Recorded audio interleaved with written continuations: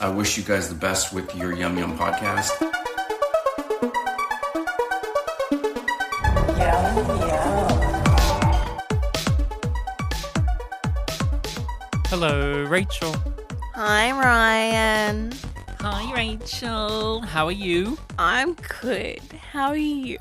I'm doing fantastic. I'm feeling like we're getting our way through this. You know, we're getting there, you know, because today we're here to discuss an episode of Killjoys, and it is the midway point of the 4th season. And this season is going by pretty quickly. I'm just saying that right now. Like, these episodes are just bang, bang, bang, bang, bang. And I'm just feeling it, you know? I don't know if you're in the same boat as I am in regards to that, since this is a new experience for you, since I'm rewatching this. Yeah, it is going down a treat. I'm really enjoying this season. It's not perfect, but it's so much of what I want. Interesting to hear. So, yes, we are the Yum Yum Podcast. I'm Ryan, that's Rachel. We are a married couple who loves to sit down and talk about science fiction television we're watching, and currently we are going through Killjoys. And as stated, this is a rewatch for me and a first-time watch for Rachel. People can even see you giving this a watch, Rachel, alongside with me, because we are recording our reactions. That we are, and the unedited version is only available on Patreon. Yes, you can find cut-down versions on our YouTube channel, but if you have the means to support the podcast, you get these episodes early and those reactions in full, and we've got a huge back catalogue of content. We've talked about so much over there. At the moment, we're revisiting some movie franchises like the Alien movies and the Deadpool movies, and of course, Rachel, we are looking at random different versions of Pride and Prejudice.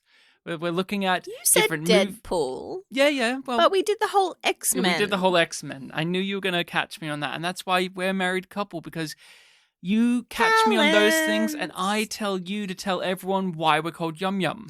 Yeah, but you have the better memory than me, so I don't understand why you make me do it all the time. Because I feel like you're going to remember it eventually. It's because you're annoying? No, that's not it. That can't be it. Oh, that's the reason for most things. I thought for sure. No, that's not right. Damn No, it. that's not right. No, that Star can't be. Trek. Yeah, that's Okay, it. that's the second most common reason. That is one of the most important foundations of our marriage, of our relationship. I genuinely that think you couldn't be married to somebody who hated Star Trek. I used to think that. Now I've covered Star Trek Discovery. Oh, yeah, but if somebody hated TNG... I would forgive them because I've seen Star Trek Picard.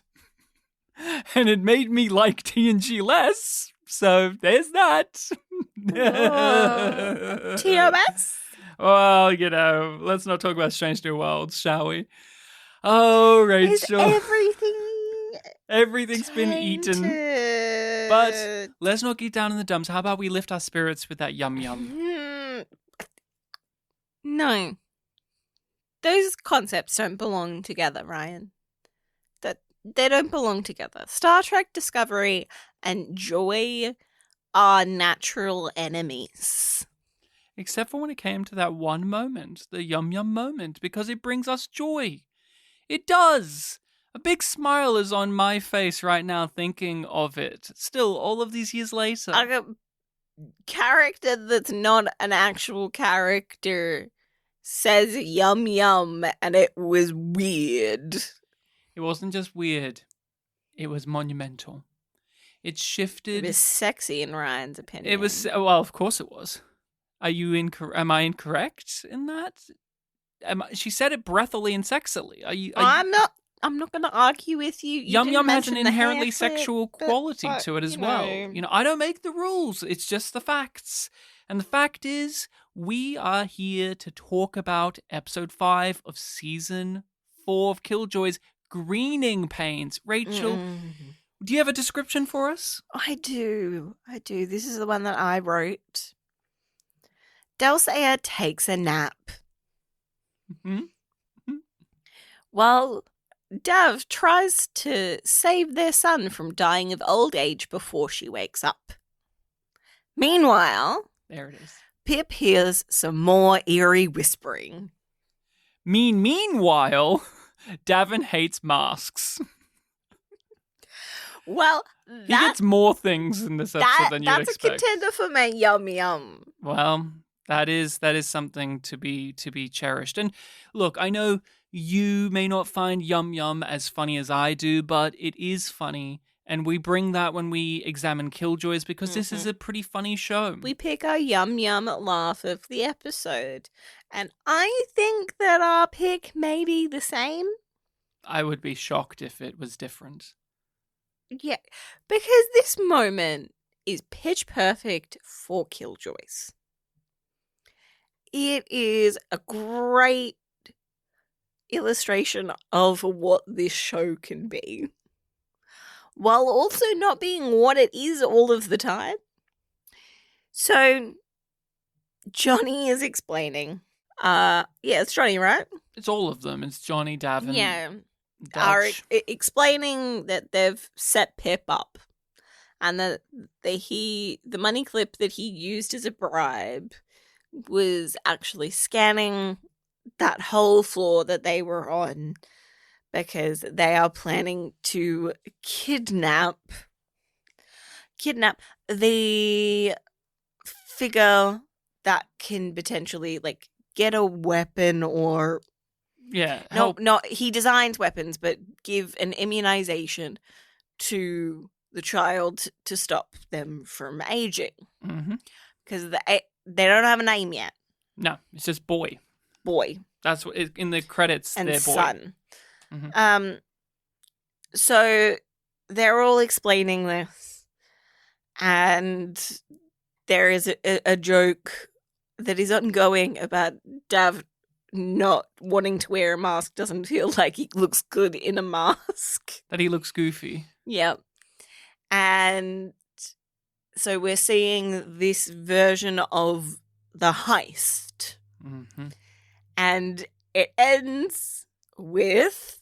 Well, there's several things, because it's a classic, you're getting the monologue of the heist and then you're seeing it physically enacted by the actors. And it's very goofy from the beginning. There's this moment where Dav, like, without the mask, he does a version without the mask. He comes in, he points his pistol, and the camera does a cheesy-ass snap zoom, and he does a big grin. And then it's like, no, you got to do it with the mask. And then he's like, fine. And then you get the exact same moment, but with a mask on. It's hilarious, but you get their Mission Impossible-style entrance into the safe room in this imagined heist scenario. And once they bag and capture the person in their imagined version of this, Dutch and Johnny look directly at the camera and give the most over-the-top thumbs up. A thumbs up. Double. No, well... Was it a double thumbs up? No, it's just one each because they're holding the guy. But they look directly at the camera. A thumbs up that would have made Walker Smith from Babylon 5 blush with how powerful it was. His is more powerful because he had a Zima sign behind him, but theirs was pretty good because there's two of them. And it was so good.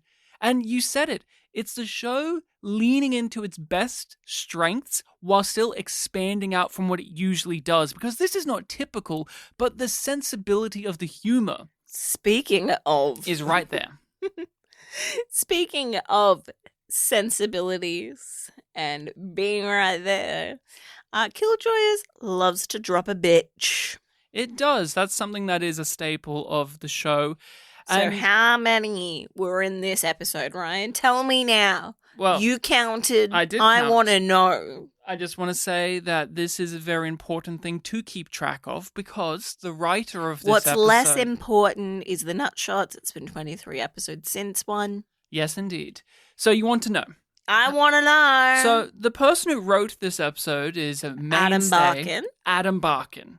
He is a pro. He is here to stay. He's a big deal. He loves a bitch. He loves to a throw bitch. A bitch in. So I've got to say, what happened, Adam? No bitches in this episode. Not a single one. I thought so, and I was like, oh, I must have forgotten. Did someone come in season 4 and say, you're not allowed to have as many bitches in an episode? Maybe they only get a quota of, like, how many bitches been they increasing. can write. No, like, each writer. I know. So, but maybe Adam took the bullet for everyone else, so that in the last episode when they have 40 bitches, he put himself on the sword What's there. the highest singular bitch Episode? count? Oh, I think there was an episode with like 7 of them. I think it was like literally the finale of season 3. So we've been keeping an eye, but season 4 has been restrained on the bitches. But we'll have to wait and see, because this is the first one without any. Adam still, like, it's a really good episode, but it would have been better with some bitches. Like, Yeah. That's our feedback. Because that's the one weakness of the rather entertaining episode. This is helmed by the big You have players. Pri here. Yeah, you have Pri in a You have night. Pri. You have him in his pajamas. And his husband has been abducted. You have Fancy Lee on the case. You have all of these pieces, but no bitches. And no nut many shots. opportunities that we can see for a bitch. Yeah, we have, like I said, we have big hitters behind the scenes here. We have Adam Barkin writing, and we have Stefan directing. And it all comes together so beautifully. It snaps, crackles, and pops. This is a palate cleanser of an episode, because we've had an ongoing premise, and we're still following that, but the tone of the show has been very heavy the last several episodes, and this is just the really series fun. pivoting again. That was also a joke. Oh, yeah. Ha ha ha ha. Okay, I think that you need some rest. I do. I really, really do. This was a funny episode. It flew by. All of the drama between the characters was played perfectly, and there was attention to detail given to just minor elements. Even new characters, one-and-done characters, little side characters get moments dedicated to them just to have a thing before we punch them in the face. And I just love that type of stuff, because we've discussed this many times over. Killjoys is in this era of television that people somewhat lament, in which now things are serialized. We only get so many episodes per season. Oh, and that means we can't be afforded the time to develop even the little things. That's often an excuse used, especially for big franchises like your Star Trek and your Star Wars, and on it goes. Oh, we don't have enough time. But here's an episode like this, and they have the time. And that was something I really appreciated when walking out of it, is this was a little bit of a slice of life affair, but it didn't feel like we were wasting an episode of the season. No, it's not padding. No, because it still knows that we have to propel the main things forward. It very much easily could have felt like that, because lots of things are on pause in this episode. It's much more focused in on a clear and present problem of the aging of this child.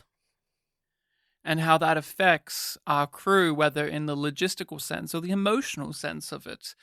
And yeah, I'm a big fan of this. When you were watching, you seemed very engaged by it. You thought it was pretty funny. I'm kind of annoyed because I stopped taking notes, so that when I was trying to do the breakdown for this episode, I was like, what do I go with? What threads flow through?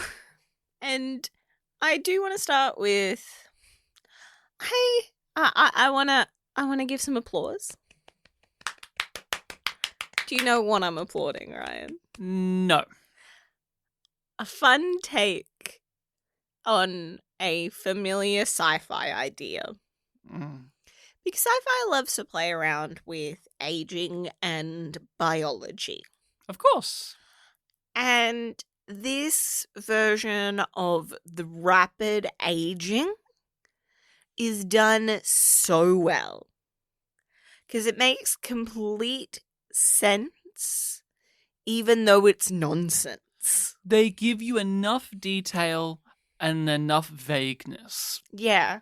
They don't over-explain, but there's just that twinge of science in there of like, yeah, everybody knows, right, that your cells die and you regenerate them.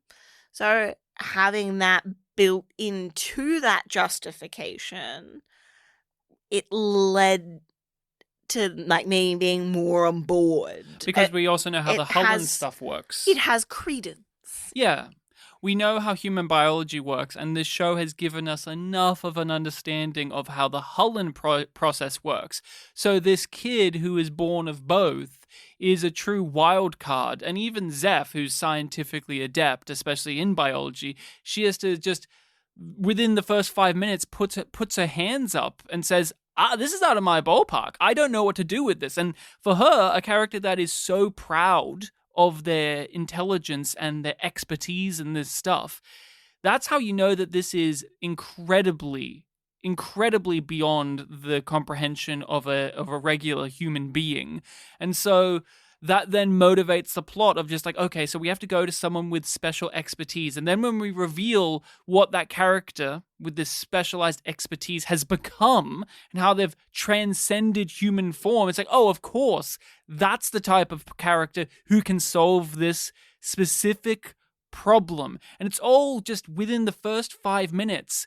You build that into the episode. So that way you have enough time in the episode to just have skits, to just have characters riffing, and then eventually walk into this, reminding us why these characters work together, why these characters belong together, how they work as a collective. Yeah. Because it's been a while since we've had Team Awesome Force together. Exactly. And all within a quick amount of time, we get to where we need to get to, and the in-between allows us to just hang for a moment. It allows characters to just stand next to each other and talk and get to know each other and get to let us know them again. Because, like you said, some of these characters haven't been together for a while. And everybody's had experiences that would change them. Exactly. Like, Johnny went through his failed Hullenification. Davin was along for that ride, as well as becoming the father to a half Hullen child. Mm-hmm. And Dutch has been attacked and tortured by the lady and given a cryptic clue by Klein. Exactly. And we have the child is rapidly aging. Like, that's the cold open sting of this episode. And it's treated... Great sting. Yeah, and it's treated with the appropriate tone at the very start to let us know what this episode is going to be like. Because there is a more dramatic horror version of this exact same idea that they could have gone with. You know, they could have leaned into Delcea's trauma of her child that she just gave birth to now being a teenager, but with the cold open, Pre's in his, little pajamas and he's bitching about this, and then you just see that there's a kid there, and then everyone's just like, holy crap, Dav, I think that's your kid. Whoa, that's pretty crazy. And we just have to, take it, and with how they're reacting what the episode is going to be, because this episode isn't truly... The cold open sets the tone. Yeah, this episode isn't truly about, oh no, the kid is rapidly aging. That's just the thing that kicks everything off. The real stuff is just like all of these characters trying to rekindle the things that they had before season 4, basically. Like, for instance, one of the first things that we really get in this episode is Davin and Dutch. They literally bond again. They kiss, they make out, they have fuck. sex. And there's no stay. Yeah, as they put it. There's no umming and First ahhing. time I stayed. Yeah, and there's no umming and ahhing between them about it when No. you could have had that be They a way to just- milk this drama. Dutch is already naked. You want me to explain further than that? No, yeah. Actually, yeah. Please, Adam, why did you write it like that? That was the most unbelievable thing, was that Dutch would sleep naked. That did. I don't believe that for fucking Yeah, starts. it feels weird for her to be vulnerable in that way. Literally after the last episode's story as well. You know, she just came out of the green. I don't know, man. But that's how they tip you off, like, oh, they're gonna have sex. Yeah. This is more than It's shorthand, but it does feel a bit odd for the character. Like, if she invited him in, then it would also, make sense. But he invited himself in. It's just like, well, like most of the time when we've seen Dutch in a bed, it's been post-coital. So it hasn't felt odd that she's been sleeping naked in those situations, but sleeping alone and naked feels different. Yeah, I think so. I just think she's too Different combat. context. I think she's just too combat ready for that type of physical vulnerability. Like, I don't think she should be wearing like a leather booty shorts to bed. I don't think she would do that. Yeah, what kind of pajamas does she wear? We now know what Pre wears. Yes, we get that What type? And that Pre also wants to take Delcea's cape while she's asleep. Thank goodness they included that detail as well. Loved that. But no, Davin, the big thing is Davin and Dutch, their relationship is back on. You know, at least the physical relationship is back on, because, you know, they've been umming and ahhing and iffing and all of that. And at the end of last season, they kissed and they kind of rekindled things, like we said. But now, they could have had it be, can we trust Dutch and da-da-da-da-da? No.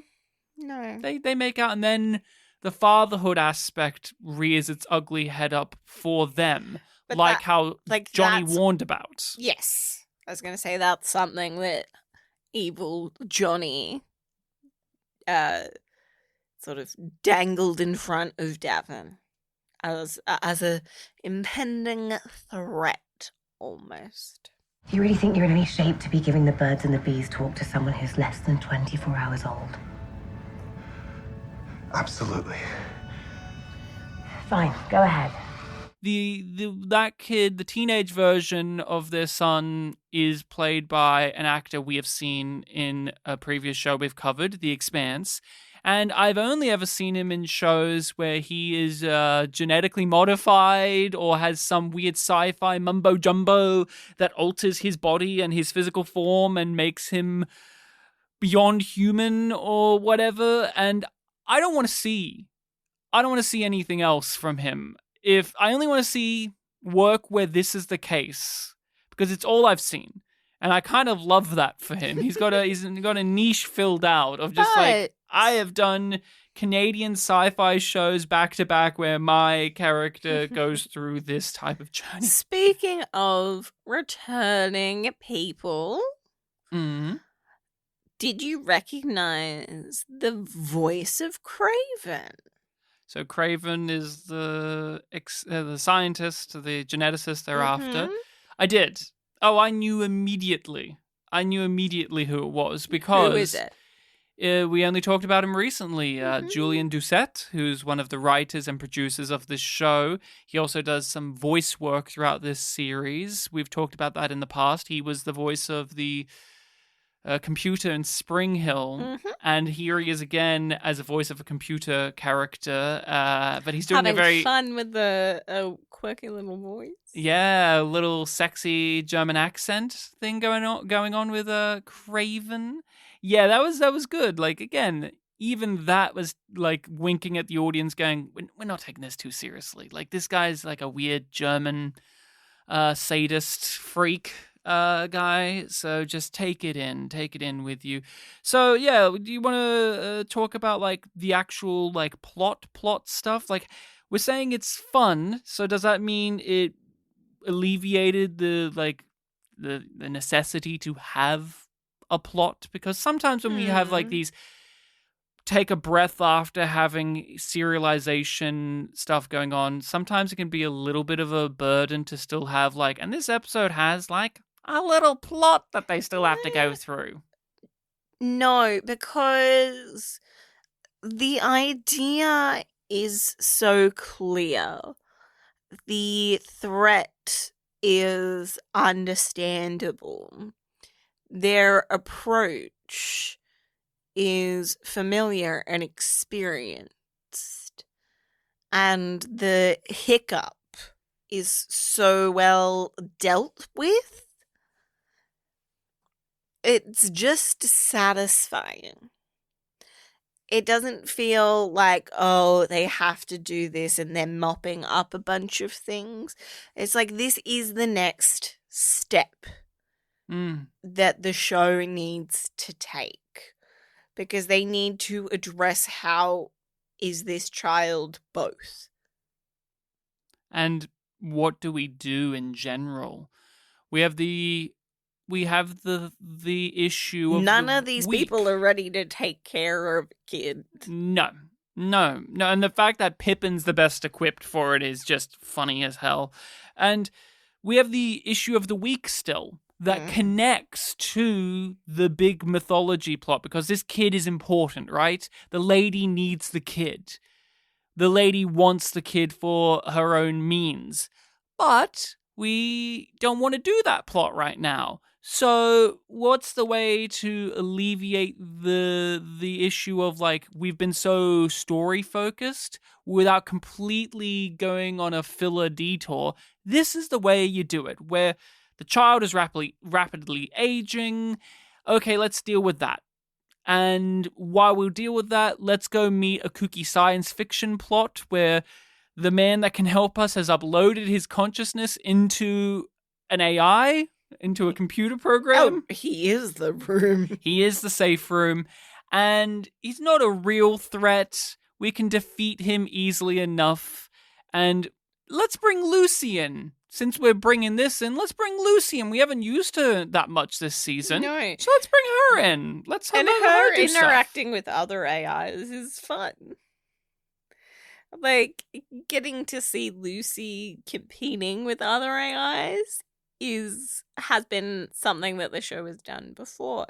So the idea of them having to work together on a problem and another AI falling in love with Lucy and Johnny being jealous is such a great play. There is a sexual thing going on with these two AIs. There's a lot of innuendo. There's a lot of clearly they're getting intimate with one another, but it's very silly and coy. And Johnny just losing it, just like, oh, come on, don't do this. Now he is getting annoyed with people making puns. People making crude jokes. It's He like, do doesn't you know have who a you leg are? to stand on. Yeah, he doesn't like when other people do it. He's happy when he does it. When it's like ass to mouth talk, it's okay when he does it. But when other people do it, talking about back doors. oh, he was not happy about that. No. he wants Craven to shut up. And, they do like the techno babble. We solved it. Now the kid is fine.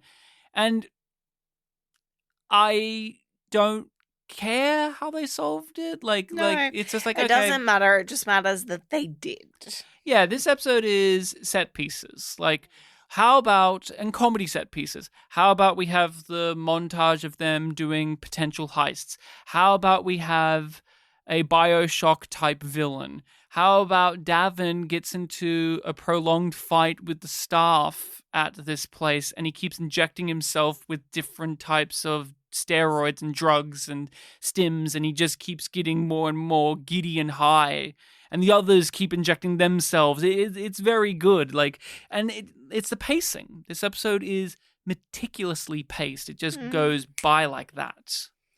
Yeah, it's very smooth as well, because there are a lot of transitions within this episode. One of the best being we're going back to Utopia.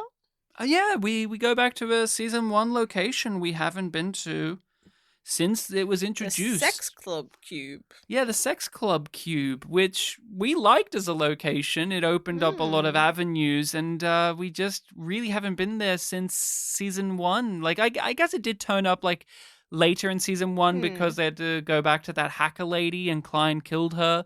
But really, we haven't been, and this is a good reincorporation. We've been talking about how Season 4's approach to calling back to what the show used to be is very different to Season 3. Yeah. And the fun is in what's happening. It's very functional, but it's enjoyable. An issue you have had these last several episodes is Pippin. More so his Finally fucking heel do turn. something. We've known that he's infected for ages. He hasn't been acting too weird, just little things. A lot of tapping. And then he tries to abduct the child. And you were surprised because it takes a while for that to happen in the episode. Yes. They were playing the same notes that they've been previously playing with the Pippin's compromised. So you and I were both a little bit like, okay, they're doing it again. They're going to kick the ball down for maybe the next episode. No, this is the episode. Mm-hmm. And everyone finds out by the end. Next act. Yeah, and I gotta say, I thought that was a good good subversion of the expectations in that way. Yeah. I'm glad that they played it that way, but a part of me is also like, oh, you're not going to figure this out for ages, are you? Oh, really? I feel differently. I feel because Zeph is Zeph so is- laser focused no, on it no, because no. she likes him. Yes. I believe in Zeph's capacity, but I don't know if the show is going to let her get the answer quickly. Yeah, but That's my thinking, and I may be totally wrong. well, I think it's because we've seen the show go both ways with stuff like this, in which something like this can take a whole season to figure out, or it can be like The Remnant, in which you give Zeph 2 episodes and she figures it out. Yeah, there's so many times where I've been wrong with how they're going to pace out an idea. Like, Davin's whole memory shit being done in season 1 surprised me so much. Yeah, it can be a real roll of the dice with where they go with it. But what's really key here is Pippin is given a great amount of characterization, backstory, and his developing relationship He's with really Zeph. significant in this episode to a lot of people in a lot of different ways. And it's highlighting how integrated he is into the whole team, even though he is still an outsider as well. They really give you that feeling of the ship is too full. It's not home for Team Awesome Force because we have Dulcea, this child, pre-Pippin. It's just too much. But Pippin in this episode makes himself so vital. And he does it in a very characterful way. It's just him being himself. It's not just he knows a guy who knows a guy type deal, which is what we do when it comes to finding Craven. But it's like when we have the kid stuff, he's the only one that's like, okay, I know how to deal with children, so I'm going to just do this. Take care of a baby. Yeah, he just has that natural, and he's not like trying to angle for anything with it, No, which he's is what you just- would expect of this character potentially. He's just doing it because it's the right thing to do and he's on a moral arc. Yeah, so tell me a bit more about Pippin and how you're feeling and what you've learned about him or what you're getting from him. I really, really loved the little moment that he has with Zeph where he's just like, yeah, I have younger sisters, and like how he spent time with them because they didn't think of him as a fuck up, basically. Children were the only people who looked up to him. Yeah, and that being sweet and sad at the same time, and also making you understand Pip from a different angle, but not in a way where it's not as simple as oh, he had a bad childhood and that led him to a life of crime. No, it's Oh, more feel than just sorry that. for him. It's just like, oh no, he connected because he had this need, and we still see him trying to meet that same need of wanting to be known, wanting to be loved, wanting to be looked up to. Well, in my family, they were kind of the only people who ever looked up to me. With that moment of Zeph and Pippin, we also get to have a little insight into Zeph's life. We've been talking about that Her too. rejection of what was forced on her by the society that she grew up in. And it was a nice that's the same conversation that I was referring to earlier, where Pippin shares about his sisters, Zeph shares about hers, and how everybody assumed that she would be into kids and taking care of them. Oh, it's it was meant to expected. be the one. It was meant to be the one thing that she cared about, and Pip's response to that is just, mwah, love it. Yeah. Put a ring on it, Zeph. They just don't know you. Yeah. Because she's a woman, it's expected that you're supposed to give birth and care about children and do your role. We've been given little details that she comes from a farming background, so that lends into that. And we've seen, talking about children and stuff, we've seen in this show, like, women like that in the past have been expected to literally birth the children of the Nine and the Royals, and on it goes. Like, we've very much seen in this show, like, women of a certain type are just, this is your lot in life. And Zeph's like, I don't want to do that. You take care of cows, you are a cow. Yeah, exactly.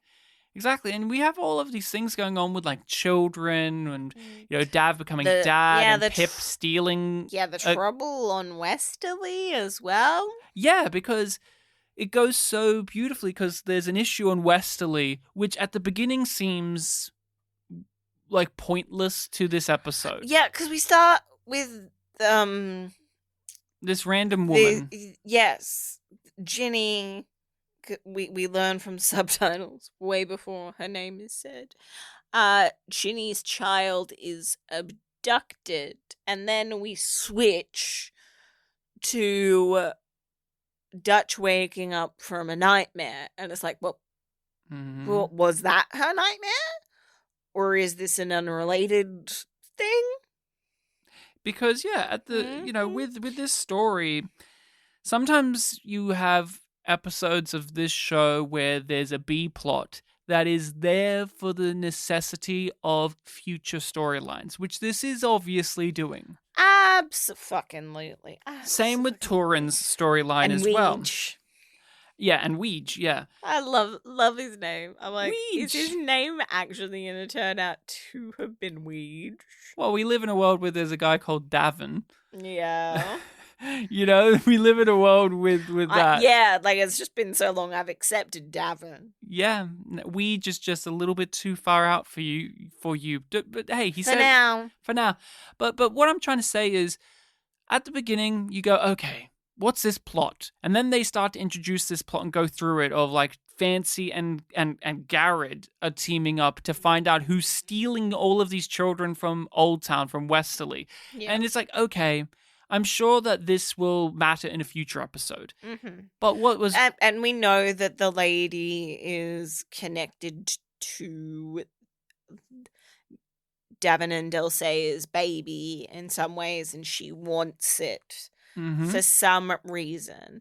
So these people abducting any child makes sense. And it just ties into the other plots. And it does so by the end. You realize, oh, this is all important, whether it is more directly or thematically. So Pippin literally goes on to steal the child. And we're already in an episode where there's a plot about children being kidnapped. They eventually tell us, oh, the lady has activated a bunch of Hullen to go and kidnap any children in the hopes of getting the new child that she actually desires. Turin's plot is about, oh no, the dolls have woken up and they've now fucked off.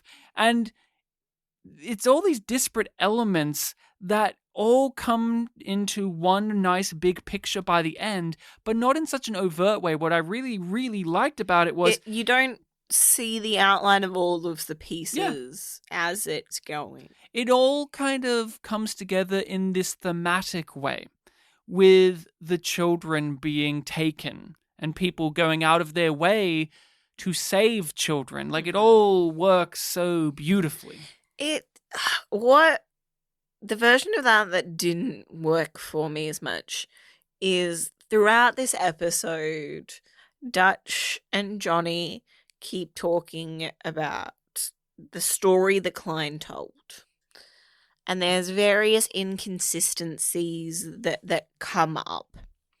And some of them you can immediately shoot down because you've heard facts earlier in the show. So you know which one of them is right. And then it feels like it is waiting until the end of the episode before now they can figure out that Klein changed things in the story to lead Dutch to something. And that may be, potentially, the assassin that they found on that first mission, because they were held and then released to their own government, I think is what Johnny says. And for his recollection, it was a male assassin. Yes. And in the version we saw, it was a female assassin. And see, that end reveal was good, but in the rest of the episode, since it's not treated that importantly, their bickering differences about what happened in the past is treated very jokily. And Johnny is telling very different things. It's like, okay, we know that you're playing up for laughs, that he is maybe exaggerating the story to make himself feel better or make himself more important. But also, when you do get to the point where, no, this is the real inconsistency, I and yourself, we're a bit tired. We're like, okay. It's a good reveal, but also like, It feels like, and now you get to be right. We need to have the cliffhanger. We need to have we have to go after this person for the next episode. Well, I feel like at the end of this, there's already so much going on. Like, Fancy and Garrett as a cop duo was really fun. Garrett has been abducted. He's with the kids. Pre is with Fancy and wants his husband back. Yeah, and like that.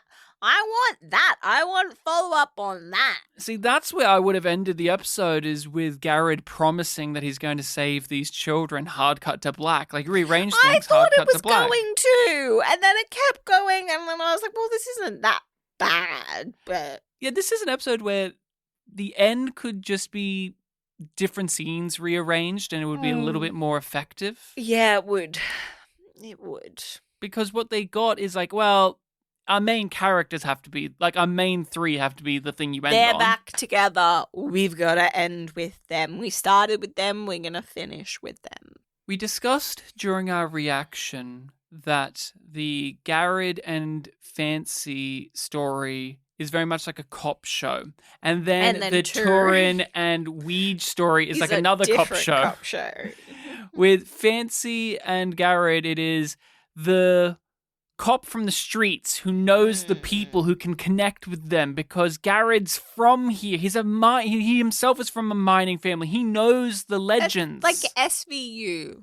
Yeah, like he can connect. And then you have Fancy, who's like the more analytical tech side, who's Mr. Have you ever been shot before? Then don't talk to me. I know what I'm doing. And everyone being like, well, there's nothing we can do. And he just puts his UV light over a thing, goes, oh, is that? Okay, they're more CSI. Yeah, more CSI. He's CSI and then Garrett's Law and Order SVU in the same duo. And then you have Torrid and Weege who are like... Is that semen? Oh, yeah. Is that semen? Fancy didn't ask that, but, he would think it. I think Fancy's an expert. I think he knows it wouldn't be semen. Yeah. But I've seen a lot of semen, he would say in a dramatic tone.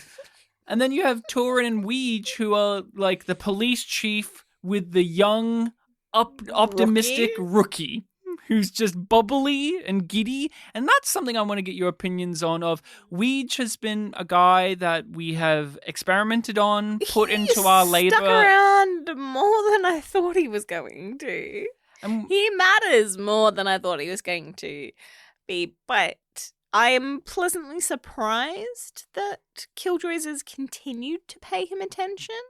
It wasn't just he's used for this one specific plot point to plug a hole, which would have been very easy to do, and then get rid of him.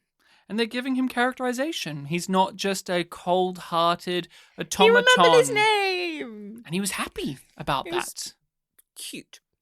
He's very cute in this episode because... in the beginning, he's he goes from stoic to smiling. Anybody who pisses off Turin as much as Weege does gets a thumbs up from me. Kid, Yes? I appreciate what you just did, but why are you still holding me? I remember my name. Weege. Okay. Great, Weege. Yes. You can let go now. I remember my name. Yeah, I got that part.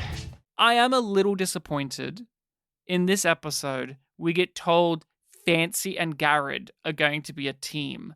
And I don't really feel like they milked that for what it could have been. Like, it's really dry. There's the bones of something brilliant there with those two. And I just don't think that they paid it off. It was just too small of an element in this episode to be fulfilled the promise that I was expecting. Yeah, but I feel like the overall balance is better for it. Yeah, no, I understand. Again, maybe if this was something over the course of more than one episode, I would have been happier. It's just, come on. Garrett and Fancy? What a duo. What a weird duo. And I don't think I really got the goods with them. Yeah. There's the promise of goods, and we didn't really fulfill it. But also leave you wanting more. You always want more Fancy. I do. He hasn't had much to do You this never get season. enough. But hey, we're promised Fancy and Pre as a duo. That's interesting. Yeah, Fancy with anybody, honey. Fancy with anybody. But it's interesting because Fancy is, a hard ass in this episode. We see him use his Killjoys method without his tech. He's just breaking people's arms and fighting and just being a nuisance, a real menace. But we know for a fact, Pre, when things are personal and on the line for him, he takes no fucks either. And him at the end just grabbing Fancy from, the trash and, waking him up and just being in his face, being like, where the fuck is Garrett? You're going to help me find him. That's an interesting dynamic, too, where we have these two people who are very hard-edged characters. Yeah. Having to be teamed up together. There's no shortage of potential there. No, this was a good episode. I was very happy with it. It's got some deep elements, but for the most part, it's relatively light, fun, and fluffy. Here's how you know this is the case. Del Sayer's barely in this episode, when really she should be more present in an episode about her child growing rapidly old. But if you did, then it becomes more dramatic. And I do feel the hands of the writer in that way. Of she's just tired. We do have her in the episode. She has scenes, and we get a nice emotional moment at the end with her and Johnny, where she's now flooded with emotions, and she doesn't know what to do about that. Will this pain go away? Yeah. The hormonal roller coaster coming off giving birth is fucking intense. then she also has the de-Hellenification process that's going on that leads to her intensity of emotion ratcheting up even further. So she's fucked. And she wasn't that capable of dealing and feeling with emotions when she was human Because she's a psychopath. and hadn't just given birth. Yeah, 'cause she's a psychopath. There's no way to describe Dulcea when she wasn't a Hullen as anything other. Like, she is a manipulative, murderous individual who takes pleasure in the suffering and pain of others. And now she's a mother, and she's within herself expecting not to be that way. And she doesn't have the emotional intelligence to deal with things. No. And then she has this de-Hullification process and having given birth all in a deadly cocktail. And here's something too. Her and Johnny are probably the greatest enemies in the show. Probably the ones that are the most diametrically opposed to each other. Yeah, there is a chasm between the two of them that can never be breached. There's just... It can never be forgiven. And it's one-sided. Dulcea did it. Johnny's the victim. But, we've moved past Johnny killing her. No, exactly. And that's seen as inconsequential because she gained from it. But what they've done is they've found ways in the 2 seasons of forcing them to have to see eye to eye on something. And last season, it was Dulcea held the cards, right? She rocked up, she was pregnant, she was waving in their faces that you can't do anything to me, and I'm here to negotiate. And then Johnny locked her up. But in the end, he lost because she just got out. But here we are in this episode, and he gets to be on the more moral high ground because he understands, because he has just come out of being Hullen himself. Yes. He's the only person who knows what she's going through. Yes. When she points that out, I was like, oh, yeah, like that. I was like, well, that's where he's coming from, that level of understanding, because he is going through it right now. And what does he tell her, though? He tells her that you have to stop being a shitty person. These feelings aren't just going to go away. No. There's no duration. It's not just suddenly the after effects wear off and now it's done. You have to work through this. You have to do the work. There's small bits that the small bits that we get with Dulcea before this also contribute to it. Her talking in her sleep about whipping a servant. Mm-hmm. Reminds you of what she's like. That's her base level. That's her vulnerable state. That's an insight into her psyche. So you really feel how much of a challenge that would be. And the tears in her eyes and the quivering of her voice as she's confronted with this notion that this will not just go away, that you will actually have to atone for your actions, and that you will actually not just have to do that, you actually have to work on yourself to make yourself a better person. She doesn't know what to do with that. And then she makes the little joke as she wipes away the tears of like, who would I pay to do that? And there is no one, and she knows it too. Yeah. She's left in the lurch, and the only person who understands her is Johnny. And he knows not only just how vile she truly is, but he knows from his own self-loathing that there's only one way to get through this. And it's something that she doesn't know how to do. No. And seeing Dulcea at this type of disadvantage is so interesting. Because so many shows would be done with her now. They would just kill her off. Have her die in childbirth, even. Or go full villain. You know? Yeah. Like, she's the full proper villain of the series. They would have done that already. Yeah. But as we praise Killjoys for, quite often, it chooses the more interesting thing. I think it's fair to say, and I would love to get your perspective on this. Mm-hmm.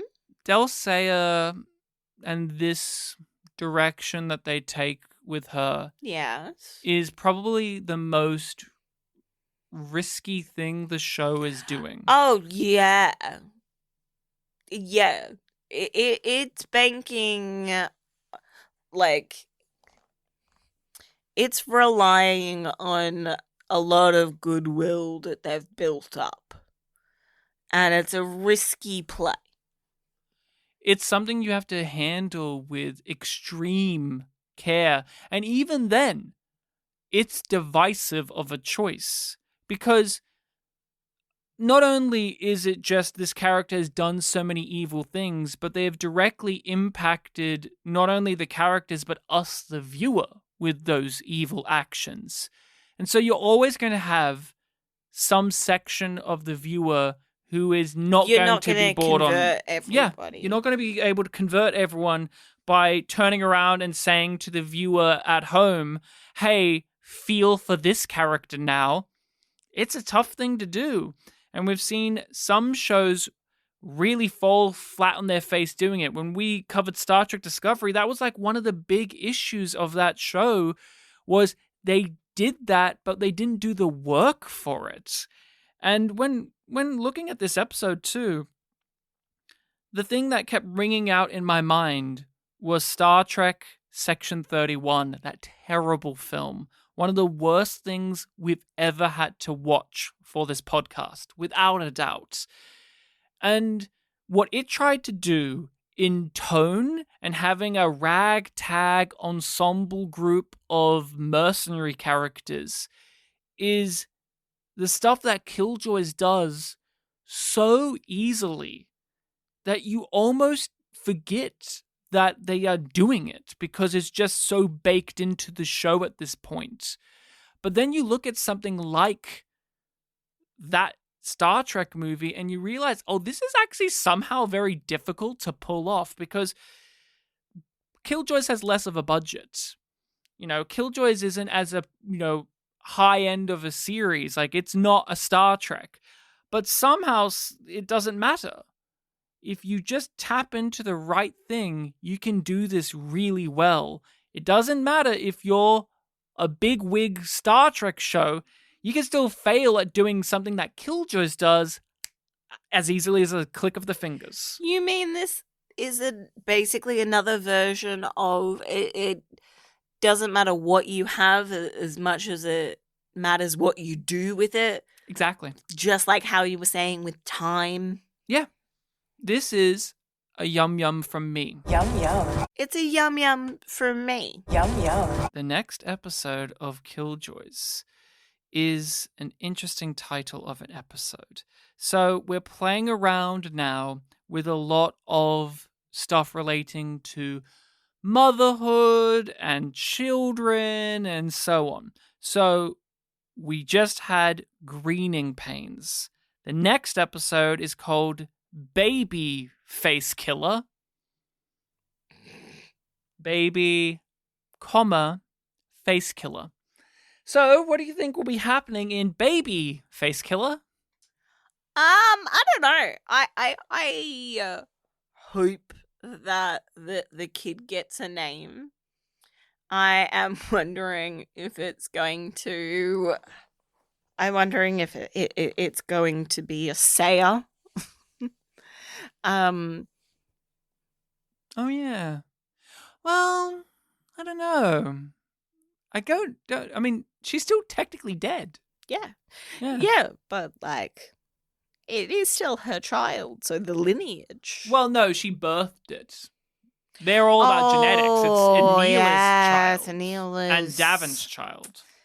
I keep on forgetting that aspect of it. Yeah, I mean, they do point it out. They pointed out, but it is a bunch. But I'm just like, birth mother equals mother. Even though there's many a time where that's not the case, my brain just defaults. So I'm wondering what the last name of the kid is going to be, because I know that Del Sayer will not allow it to be a Jacoby, but I do wonder if they will work in Jacoby into the name somehow. And I also say that because I just found out that an old colleague of mine has just had her first child, and it's for the shouldn't say it. His first name is her maiden name. Oh, lucky to have one of those, huh? Yeah, so one of those kind of names that works like that. Well, yeah, he's Cooper. That's what I mean. Like, yeah, lucky it works. Like it's not a weird for a first name. It is also a first name. So I'm wondering about that. If the kid will get a name next episode, because the process has been resolved. So Anil is not around to give input. Mm-hmm. What else do I predict? We'll get some more Turin and Weege. That we won't get as much fancy and pre as I want, because it won't be the whole episode, so that's not really a fair prediction, but it is what I'm thinking right now. And Johnny's going to walk in on Dutch and Davin being super sexual. He keeps walking in on them not being sexy, but it was so awkward he wishes it was sex. He's had that a few times. What do you make of the assassin? I don't know. I knew that was going to be the thing. That and the symbol were the things that I noticed and we discussed the most when we watched that episode. So that being a plot point, I didn't consider they need to find that person, though. Yeah, so we'll have to wait and see. Thank you all so much for listening along. Make sure to like, share, subscribe, comment, all of those good things. We'd love to hear from you. And if you have the means to support the podcast, head on over to our Patreon. But Rachel, is there anything else you want to leave us off on when it comes to this discussion of greening pains? In the end, did you like the title? No. Why not? It works so well. You've always been anti this title. You heard it last time.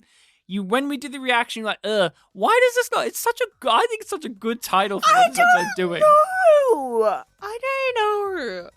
I think I don't like the concept of growing pains in general. It skeeves me out. Unlike when this kid's spine started to snap and grow in front of our very eyes. That also skeeved me out. That was literal growing pains. Yeah, they didn't mislead me on this title.